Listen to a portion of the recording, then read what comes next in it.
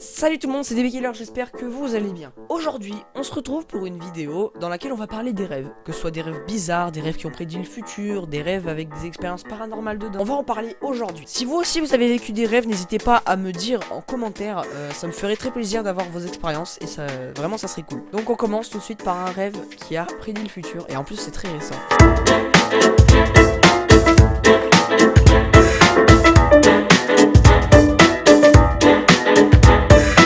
Alors, Sarah et Patrick, vous savez sûrement de quoi je vais parler. J'ai pas arrêté d'en faire un buzz.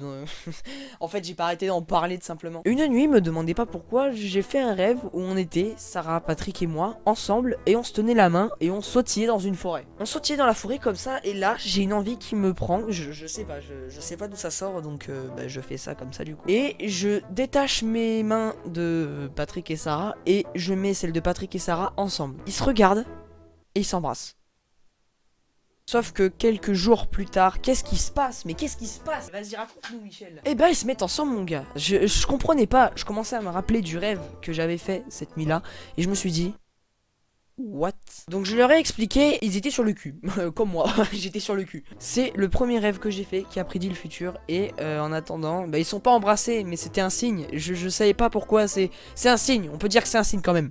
Je m'en bats les couilles, c'est un signe, d'accord? Pardon, excusez-moi. On va passer au rêve suivant qui est beaucoup moins glamour pour moi parce que c'est un rêve qui... Oula. Putain, la porte elle s'est ouverte un peu toute seule. Donc j'ai eu peur, mais non, c'est le courant d'air. Enfin, j'espère.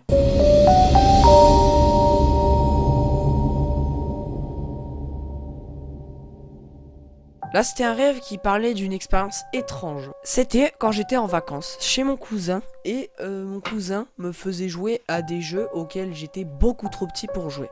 Forcément, après je faisais des cauchemars. Sauf que après, je faisais plus de cauchemars. Voilà, c'est passé, la vague est passée, je ne fais plus de cauchemars, tout va mieux. Mais malheureusement, je vais en faire un. Mais il m'a fait peur, mais de ouf, mon gars. En fait, je sais pas si c'est un rêve ou un truc réel parce que des fois, il y a des rêves, ils se rapprochent tellement de la réalité que tu sais même pas d'où ça sort. J'étais en train de marcher, voilà, j'allais dehors, voilà, pour rejoindre mon père. Sauf que la porte est fermée à clé. Je commence à tomber en détresse alors que il y avait une autre sortie. Donc je tombe en détresse et je commence à courir partout dans la maison pour trouver une sortie. J'arrive dans un endroit, une petite cave bien noire dans laquelle on voit rien. Je me dirige vers l'interrupteur de la lumière et je vois 2 points jaunes. Réflexe humain, je me dis ok, c'est des petites lumières. Surtout que je connais pas trop la maison, donc je ne sais pas trop ce que ça peut être. Ça peut être de simples petites lumières, d'un frigo ou de quelque chose, je ne sais pas. Sauf qu'en me rapprochant, je vois que ça se rapproche de moi, mais vite. Donc je commence à reculer et ça se rapproche encore, mon gars. Et là, je commence à faire une crise de panique. Et là, je commence à entendre... Rapproche-toi. Viens me voir. Là, je commence à flipper. Je commence à me retourner et courir. Sauf qu'en voulant ouvrir la porte, ça s'ouvre toujours pas. Je retourne dans la cave et il n'y a plus rien. Voilà, ça reste dans mon cerveau. Ah punaise, ça je peux te dire que j'en ai chié pendant toutes ces années parce que très clairement ça m'a fait peur quoi, j'étais jeune encore. Hein. Bon alors là on va parler d'un rêve mon gars, Bon alors là j'ai rien à dire dessus. En vrai celui-là il me fait très flipper parce que c'est une expérience paranormale cette fois-ci.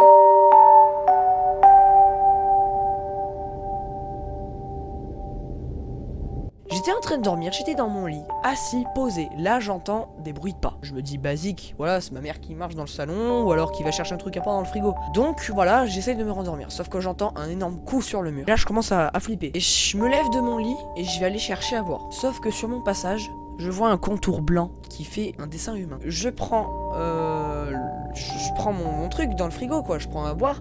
Sauf que là, je vois que le contour blanc est plus là. Et là, je retourne dans ma chambre et je le vois. Je commence à flipper. Là, je commence à aller dans mon lit, je m'endors et je le vois au-dessus de moi. Je cligne des yeux, il est plus là. Et ensuite, le lendemain, je vais en cours. J'ai été voir mes potes, je leur ai dit, les gars, c'est bizarre ce que j'ai vécu ces nuits. Je leur ai raconté, tu vois. Putain, on a oublié un truc.